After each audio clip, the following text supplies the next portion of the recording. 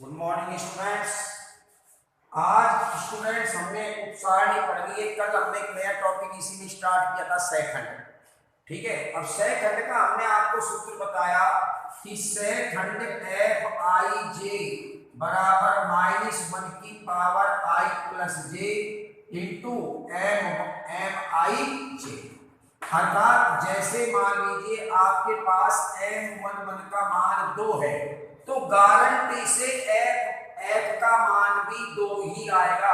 मतलब सहखंड के संख्यात्मक मान, इसका संख्यात्मक मान यहाँ m11 का उपसारणी का 2 है तो f सहखंड का संख्यात्मक मान भी 2 ही होगा। हाँ, चिन्ह परिवर्तित हो सकता है 2 का, लेकिन संख्यात्मक मान 2 में कोई परिवर्तन नहीं होगा। अर्थात मैं ये कह सकता हूं कि जैसे यहाँ f11 है तो यहाँ पर -1 की पावर 1 प्लस 1, आई का मान 1, जे का मान 1, और m11 f11 है तो यहाँ m11। अब -1 पे पावर आ गई स्टूडेंट्स 2 और यहाँ हो गया m11। अब माइनस का स्क्वायर होता है +1, तो +1 गुणा m11 अर्थात आपका प्राप्त हुआ m11, अर्थात मान 2 ही आया। तो देखो जो मान m11 का था वो ही f11 का है, अर्थात f के संख्यात्मक मान वही होंगे जो m के होंगे। केवल क्या बदल सकता है? संख्यात्मक मान कह रहा हूं मैं, चिन्ह बदल सकता है। चिन्ह इसके ऊपर निर्भर करेगा। जैसे मान लीजिए m12 का मान 3 है, ठीक है। अब देख लीजिए स्टूडेंट्स, इसको देख लीजिए एक बार।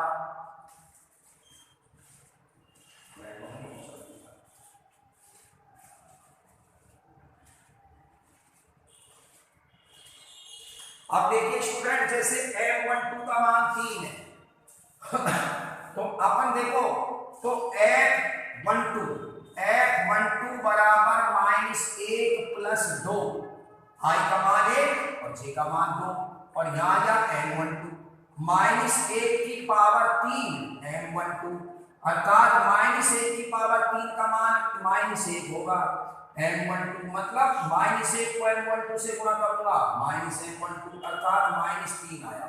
ठीक है, अब देखिए जो मान m12 का था संख्यात्मक मान, वो ही संख्यात्मक मान f12 का 3 आया है। केवल क्या बदला है? चिन्ह। अब ये चिन्ह कब बदलेगा, कब नहीं बदलेगा? जब ये अपन जो निकाल रहे हैं, जब इसका जो इन दोनों का मतलब 1 और 2, जब ये आपके इन दोनों का योग विषम होगा, जैसे 1 + 2 3 विषम योग होगा इन दोनों का, यहां से ले लो चाहे यहां से ले लो, एक बात है। इनका योग जब विषम होगा तो चिन्ह बदल जाएगा, और जब इनका योग सम होगा, जैसे 1 3 कर दो तो यहाँ 1 + 3 हो जाएगा, तो यहाँ कितना हो गया 4। अब -1 की पावर 4 का मान कितना होता है? +1। अब चिन्ह नहीं बदलेगा। ठीक है स्टूडेंट्स, अब चिन्ह नहीं बदलेगा, m13 का चिन्ह प्लस का ही आएगा। क्यों? क्योंकि इनका योग सम आ रहा है। मतलब जब इनका योग सम आएगा जब तो चिन्ह बदलेगा नहीं, संख्यात्मक मान और चिन्ह दोनों वैसे के वैसे रहेंगे। और जब इन दोनों का योग विषम होगा तब संख्यात्मक मान तो वही रहेगा लेकिन चिन्ह बदल जाएगा। ठीक है स्टूडेंट्स, ये चीज देख लीजिए आप। और सवाल करा, अभी इसका निकालते हैं अपन, इसमें समझा देते हैं आपको।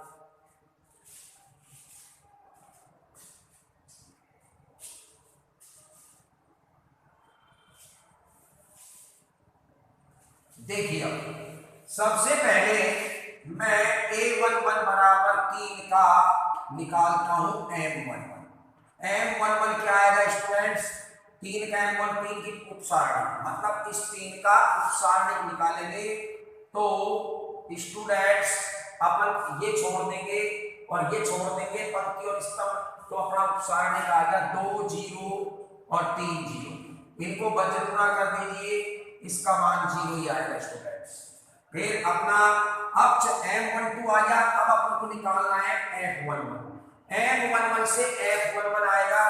अब f11 का मान, ये सूत्र है f का, जिसको आपको बार बार नहीं लिखना, एक बार ऊपर यहाँ लिख दीजिए बस, फिर इसको बार बार लिखने की आवश्यकता नहीं है। ठीक है, fij। अब aj का मतलब ये पंक्ति और ये स्तंभ। अब यहाँ एक f11 का से f11 निकलेगा तो f11 का संख्यात्मक मान भी वही आएगा जो m11 का है 0। अब चिन्ह देख लेते हैं। अब चिन्ह आएगा, देखो 1 और 1 यहाँ का योग सम है, सम है तो कोई चिन्ह परिवर्तित नहीं होगा, मतलब यहाँ 0 प्लस का है तो यहाँ भी 0 प्लस का होगा, परंतु 0 का तो कोई चिन्ह नहीं होता, तो इसलिए यहाँ चिन्ह का कोई इश्यू नहीं है।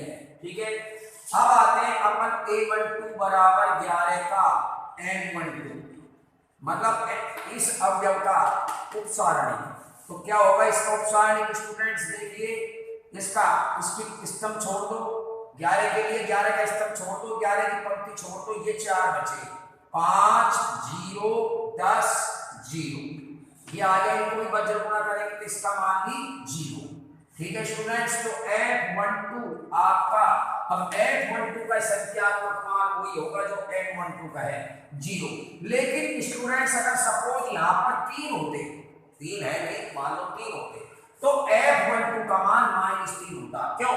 क्योंकि 1 और 2 इन दोनों का योग देखो क्या होता है, जो यहाँ लगेगा ये 1 यहाँ और 2 यहाँ, तो 1 और 2 कितनी घात हो जाती है 3, -1 पर 3 घात का मान क्या होता है -1, तो इसका मतलब चिन्ह बदलेगा। तो जब यहाँ पर F12 है, जब इन दोनों का योग विषम है, तो F12 का जो संख्यात्मक मान 3 है, तो F12 का संख्यात्मक मान तो 3 होगा, लेकिन चिन्ह बदल सकता है। अब चिन्ह का कैसे पता चलेगा बदलेगा कि नहीं बदलेगा? अगर इन दोनों का योग सम है तो कोई चिन्ह परिवर्तित नहीं होगा, यही मान आएगा, यहाँ प्लस का है तो यहाँ प्लस का ही रहेगा, लेकिन अगर इन दोनों का योग विषम है तो यहाँ प्लस के 3 है तो यहाँ किसके आ जाएंगे, माइनस के 3। क्यों? क्योंकि इन दोनों का योग विषम है, और -1 के ऊपर जब विषम घात लगेगी, इन दोनों का योग होगा i और j का, 1 और 2 का 3, तो -1 आएगा, जो माइनस का चिन्ह हो जाता है, इसलिए चिन्ह बदलना पड़ेगा। और समघात में जैसे 1 और 1 2, तो -1 का स्क्वायर प्लस होता है, तो इसमें कोई चिन्ह परिवर्तित नहीं होगा। तो इसलिए ये ध्यान रखना, यहाँ पर संख्यात्मक मान तो यही लिखना, जो m के संख्यात्मक मान है वही f के होंगे, बस चिन्ह देख लेना अच्छी तरह से कि भाई यहाँ विषम योग है तो चिन्ह बदल दो, और सम योग है तो चिन्ह मत बदलो। लेकिन यहाँ तो हमारा 0 आ रहा है, तो 0 का तो चिन्ह से कोई इश्यू ही नहीं है, चिन्ह देखने की जरूरत नहीं है 0 का। तो अब है A13 स्टूडेंट्स, क्या है A13 बराबर कितना है आपका -1 का क्या M13 कितना आ गया स्टूडेंट्स, देखिए माइनस में ये छोड़ दो, ये छोड़ दो, 5 2 और 10 और 3, इनको वज्र गुणा कर दो, सीधे हाथ के गुणा में तो 15 है, और उल्टे हाथ के गुणा में आते प्लस के 20 है, तो लेकिन लिखेंगे किसके, माइनस के 20 स्टूडेंट्स, क्या लिखेंगे, माइनस के 20 आए 15, देखो सीधे हाथ के तो जो धन चिन्ह है तो धन ही आएगा, कोई परिवर्तन नहीं। उल्टे हाथ का जो वज्र गुणा होता है उसमें 10 दूनी 20 प्लस के, तो माइनस के लिखेंगे, तो ये आ गया आपके -5। अब इसका तो अब F13 क्या आएगा स्टूडेंट्स, अब इसका संख्यात्मक मान कितना है M13 का 5, चिन्ह मत देखो, संख्यात्मक मान देखो 5, तो F13 का संख्यात्मक मान भी 101% 5 ही आएगा। लेकिन अब चिन्ह भी देखना है, चिन्ह के लिए देखो इन दोनों का योग कितना है 4, और 4 कैसी संख्या है सम, तो सम के लिए चिन्ह नहीं बदलेगा, तो इसका मतलब यहाँ M13 का -5 है, तो F13 का भी -5 ही आएगा। अगर इन दोनों का योग विषम होता, विषम संख्या होती, तब -5 नहीं लिखता, तब मैं यहाँ क्या लिखता, इस -5 को यहाँ +5 लिखता, क्योंकि ये माइनस, इसका चिन्ह बदल देता। ओके स्टूडेंट्स, तो यहाँ पर चिन्ह नहीं बदला, M13 का -5 है, संख्यात्मक मान तो वही आएंगे, f के संख्यात्मक मान वही आएंगे जो m के हैं, 5 है तो 5, लेकिन केवल चिन्ह बदलना कर देंगे। जब ये सम योग है तो -5 का -5 ही आएगा, तो विषम योग होता है इन दोनों का, तो -5 कीजिए यहाँ +5 आ जाता, चिन्ह बदल जाता। ठीक है, इसको देख लीजिए स्टूडेंट्स।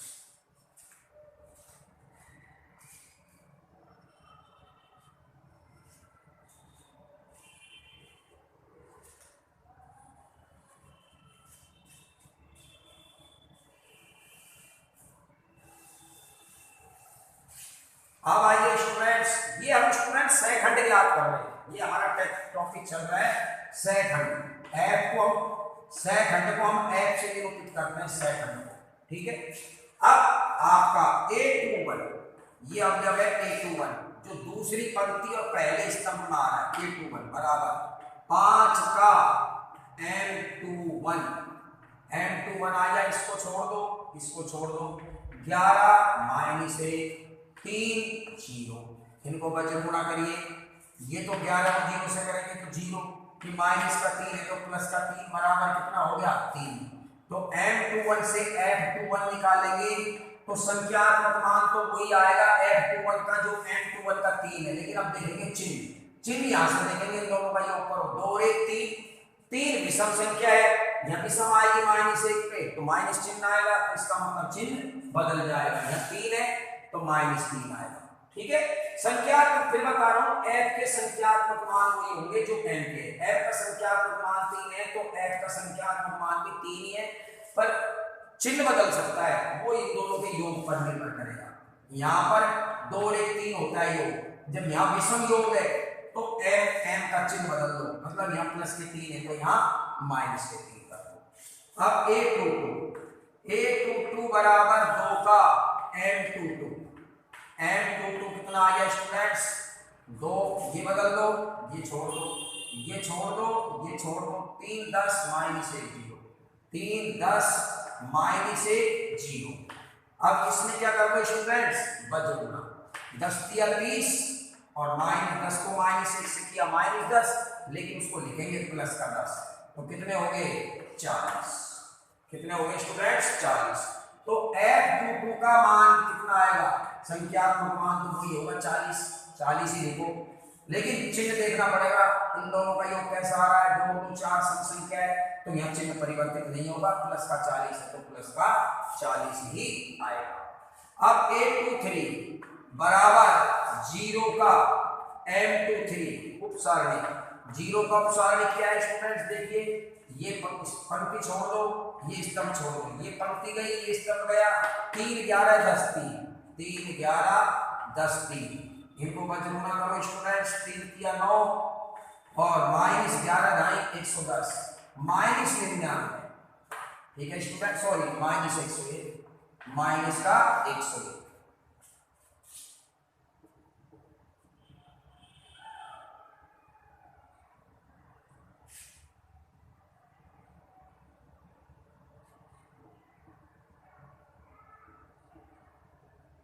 स्टूडेंट्स में गलती हो गई हमसे, इसमें 2 का उपसारणी के 2 का स्तंभ छोड़ दिया, 2 की पंक्ति छोड़ दी, 3 -1 10 0, यहाँ 0 आएगा स्टूडेंट्स, तो यहाँ 0 और यहाँ 10 से कम 10 माइनस के 10 है तो यहाँ प्लस के 10, ये 10 आएगा।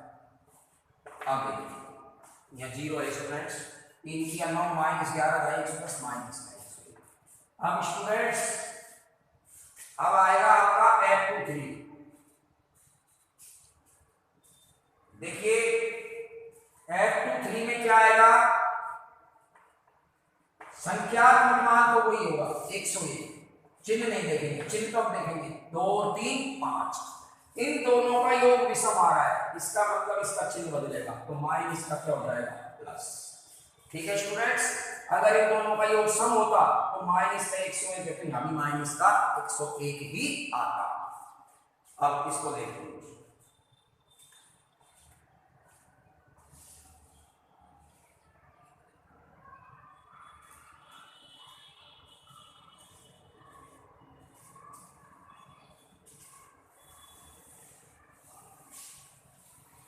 आप देखिए स्टूडेंट्स, ये A31 तीसरी पंक्ति पहला स्तंभ, A32 तीसरी पंक्ति दूसरा स्तंभ, A33, तो A31 बराबर 10 का M31 कितना आया स्टूडेंट्स, ये छोड़ दीजिए, ये छोड़ दीजिए, 11 -1 और 2 0, वज्र गुणा कर दीजिए, 11 को 0 से करेंगे 0, 2 को -1 से करेंगे तो माइनस के 2 आएंगे, लेकिन लिखेंगे प्लस के 2 बराबर 2, तो यहाँ F31 का मान संख्यात्मक मान भी, इसका संख्यात्मक मान 2 है तो इसका भी 2 ही आएगा, लेकिन चिन्ह देखेंगे, इन दोनों का योग करो, 3 और 1 4 सम संख्या है, इसलिए यहाँ प्लस के 2 हैं तो यहाँ भी प्लस के 2 ही आएंगे, चिन्ह परिवर्तन नहीं होगा। A32 बराबर 3 का उपसारणी, ये उपसारणी का स्टूडेंट्स एलिमेंट होते M32 बराबर, ये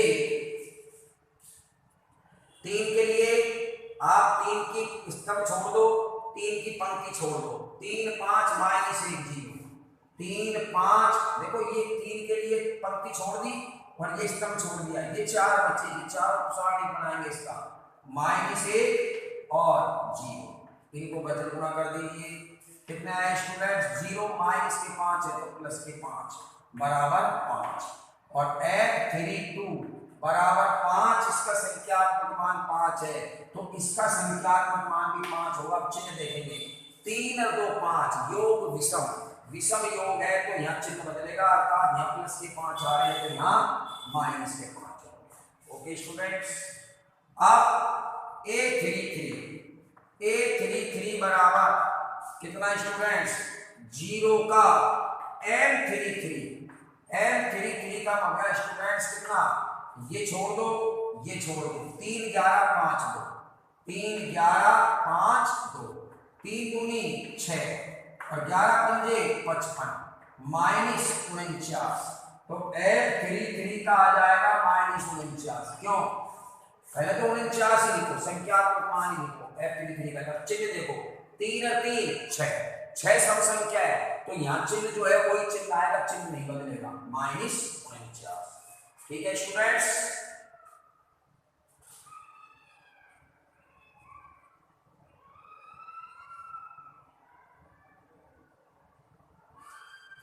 तो ये स्टूडेंट्स आपके सैखंड निकालना बता दिया है मैंने आपको। देखो सारणी के प्रत्येक अवयव के उपसारणी, ये उपसारणी, फिर इन उपसारणियों से मैंने आपको निकालना बता दिया सैखंड।